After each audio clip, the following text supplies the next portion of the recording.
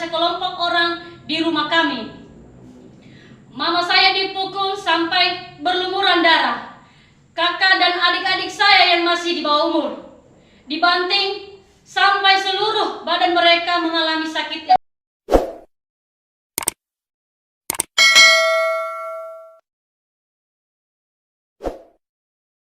Warga Nias Selatan minta perlindungan hukum kepada Presiden Joko Widodo dan Kapolri serta Kapoldasu. Beredar di media sosial, warga Nias Selatan minta perlindungan hukum kepada Presiden Joko Widodo, Kapolri dan Kapolda Sumatera Utara. Ada dugaan kriminalisasi terhadap warga Nias Selatan sehingga membuat surat terbuka kepada pemerintah untuk perlindungan hukum agar kasusnya diperhatikan. Karena keluarga yang menjadi korban pengeroyokan di rumah sendiri dijadikan menjadi tersangka. Menurut keterangan Rismawati yang beredar di media sosial, bahwa ada sekelompok orang yang mengeroyok keluarganya, dan setelah pemeriksaan, keluarganya malah dijadikan menjadi tersangka pada tanggal 20 Juli 2023 oleh oknum polisi. Sebagai praktisi hukum, mari kita lihat bagaimana seseorang dapat dijadikan tersangka. Berdasarkan Kitab Undang-Undang Hukum Acara Pidana pada pasal 184 yaitu minimal ditemukan 2 alat bukti dan disertai pemeriksaan calon tersangkanya. Dalam pasal 1 angka 14 KUHP, tersangka salah seorang yang karena perbuatannya atau keadaannya berdasarkan bukti permulaan patut diduga sebagai pelaku tindak pidana. Berdasarkan pasal 184 ayat 1 bahwa alat bukti yang sah adalah keterangan saksi, keterangan ahli, surat, petunjuk, keterangan terdakwa. Mengenai syarat penetapan tersangka diatur dalam KUHP yang kemudian telah disempurnakan dengan adanya putusan Mahkamah Konstitusi nomor 21 PU 12 2014, di mana putusan tersebut menjelaskan penetapan tersangka harus berdasarkan minimal 2 alat bukti sebagaimana termuat dalam pasal 184 KUHP dan disertai dengan pemeriksaan calon tersangkanya. Jika tidak memenuhi syarat tersangka yang dimaksud, maka penyidik tersebut telah melampaui kewenangannya.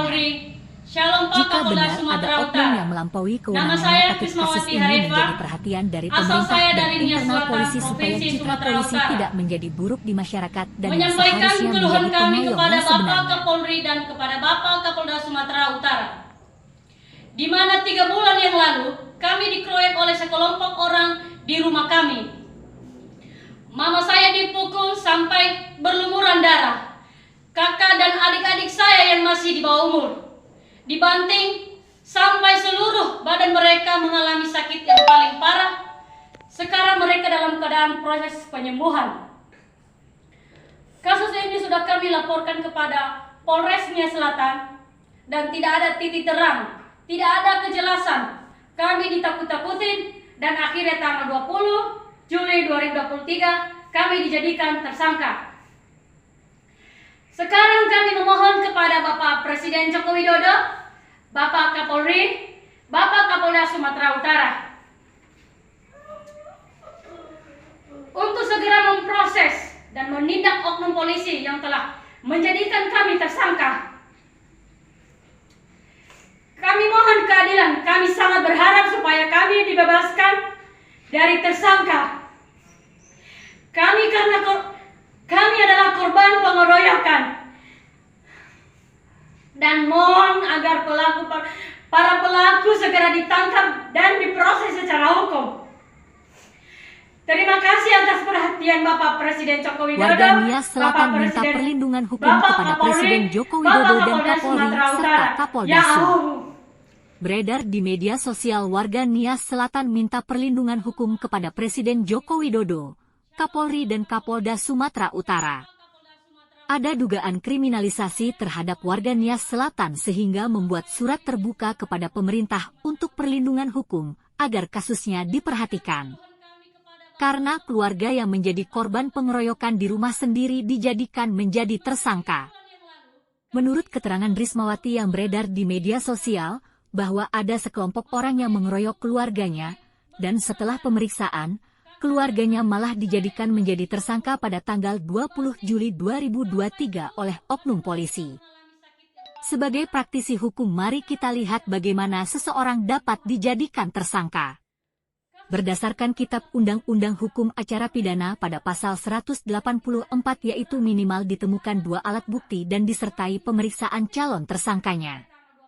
Dalam pasal 1 angka 14 KUHP, tersangka salah seorang yang karena perbuatannya atau keadaannya berdasarkan bukti permulaan patut diduga sebagai pelaku tindak pidana.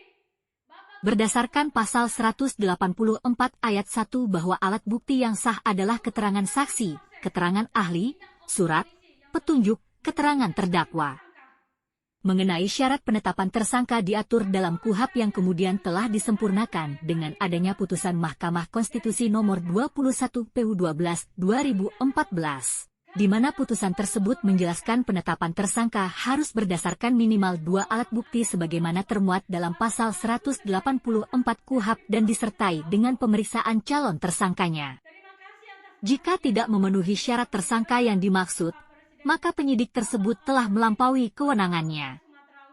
Jika benar ada oknum yang melampaui kewenangannya, patut kasus ini menjadi perhatian dari pemerintah dan internal polisi supaya citra polisi tidak menjadi buruk di masyarakat dan yang seharusnya menjadi pengayom yang sebenarnya.